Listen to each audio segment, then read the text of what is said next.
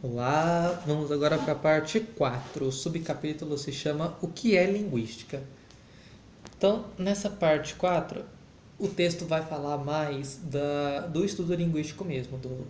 Ele vai abordar de uma forma bem legal, bem fácil, o que é linguística. Né? Então, ele começa assim. O termo linguagem ele é usado para distinguir várias coisas. Então, como eu já falei ali no outro vídeo, linguagem a gente pode entender como sendo tudo aquilo que transmite, que é usado de forma eficiente para transmitir uma mensagem. Então, com isso a gente tem os sinais de trânsito, sinais com sinais corporais, dança, música, idiomas, línguas, é, enfim, uma série de formas, de maneiras, né? Nós temos várias formas da linguagem, vários, diferentes meios de linguagem que a gente usa para se comunicar e passar mensagens para as pessoas. A linguística só estuda, ela está interessada nas línguas naturais. O que são as línguas naturais? Os idiomas, que são criados por nós, seres humanos, a gente cria, né? E a linguística estuda isso. Por quê? Por que a linguística está interessada em estudar os idiomas e a fala, a linguagem oral e escrita, né? Principalmente a oral? Porque essa, as línguas naturais, como é chamado, elas têm umas características próprias, que é o que? A flexibilidade e a adaptabilidade. São duas características que permitem que, ao se expressar, a gente fale de conteúdos muito diversificados, como emoções, sentimentos, medos, enfim, tudo aquilo que a gente sente. E também a possibilidade da gente falar sobre o nosso passado, sobre o nosso futuro, sobre os nossos sonhos, entendeu? Ela possui uma diversidade muito grande que permite a gente abranger e falar, permite a gente abranger não, né?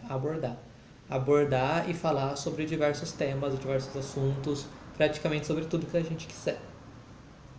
Então, por ser a forma mais avançada de linguagem que existe entre nós, os linguistas se preocupam em estudar as línguas naturais.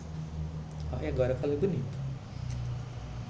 Aí, aqui fala que o linguista ele não deve aprender vários idiomas para ser um linguista. Né? Ser um linguista não quer dizer que você tem que saber falar português, italiano, francês, japonês, inglês, etc. e tal. Porque o linguista ele não vai observar a gramática, a sintaxe da sentença para ver se está certo, se está errado ou nada disso. O linguista ele vai observar, ele vai tentar entender por que aquela palavra, por que aquele vocabulário, por que aquela sintaxe foi usada. Entendeu? Por que a frase foi construída dessa forma, por que usou esse termo ao invés de usar o outro. Ele está preocupado nisso, né? Ele está preocupado nisso, nos padrões sonoros, nas gramáticas, sem analisar a moral, a estética ou o conteúdo crítico da mensagem. Ele não vai olhar para nada disso. Se a pessoa está seguindo a gramática ou não, se não está, se ela está falando certo, se ela está falando errado, se ela, enfim, nada disso. Os linguistas estudam toda e qualquer forma de expressão linguística dentro de um quadro científico adequado. É. O linguístico ele tenta descobrir como que a língua funciona. Ele não tenta entender o idioma, a tradução e nada disso. Ele tenta focalizar principalmente a fala das comunidades, então ele ouve as pessoas conversando para ver como que elas falam, principalmente, e se precisar ele recorre a manuscritos, a literatura, porque a literatura ela fica em segunda instância, ela fica como emergência, vamos assim dizer, tá? E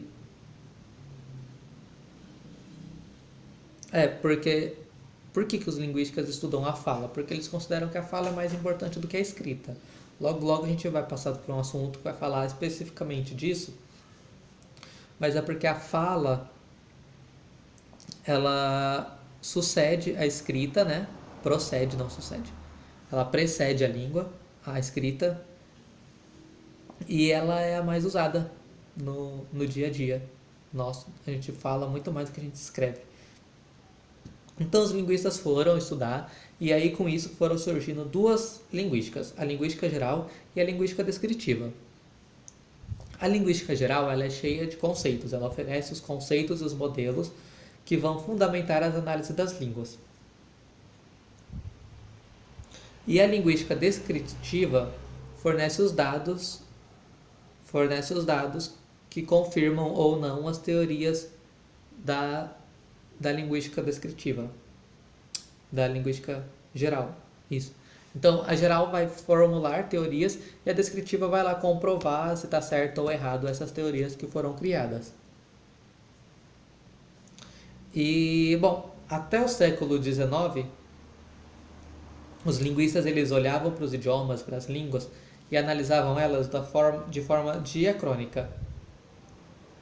O que é isso? A forma diacrônica é quando você pega, por exemplo, toda a história da língua e analisa toda a história dela para ver as mudanças que teve no vocabulário, o que mudou, o que não mudou, e aí você tenta explicar isso com base na história da língua. O Saussure introduziu uma nova forma de analisar a língua, que é o ponto sincrônico. A gente está coçando, né?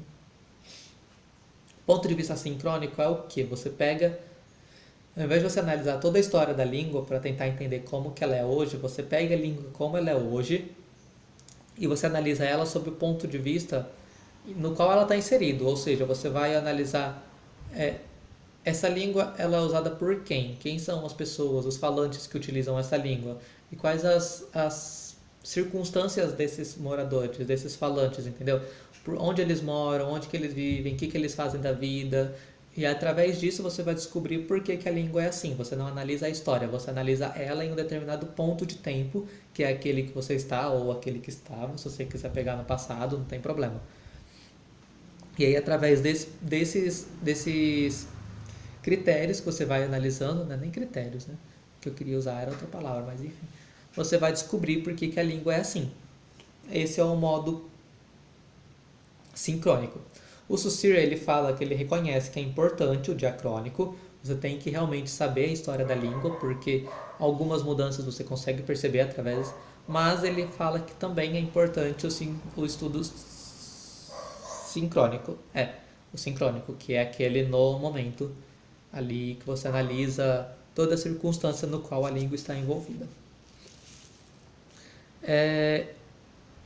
Aí ele fala que a linguística tem sido, então, virou dois ramos da linguística, né? O estudo sincrônico e o estudo diacrônico. A linguística sincrônica é chamada agora de linguística teórica, que ela está mais preocupada com a construção de modelos teóricos do que com a descrição do estado da língua. E a linguística histórica tem a sincrônica e a histórica agora. Bom, é isso, pessoal. Esse foi a quarta parte do texto. Ela é um pouquinho mais cheia de teoria, então às vezes eu me confundo um pouco, desculpem. Mas de qualquer forma o texto está aí em PDF para quem quiser. Aqui embaixo, nossa, usa essa mão. Aí. Tá, aqui embaixo tem o link do meu Drive. Se vocês entrarem lá no Drive, vocês vão achar o texto em PDF e vocês podem ler e tirar as próprias conclusões de vocês. E aí agora a gente vai para a parte 5 e tá acabando. Falta 5 e a 6.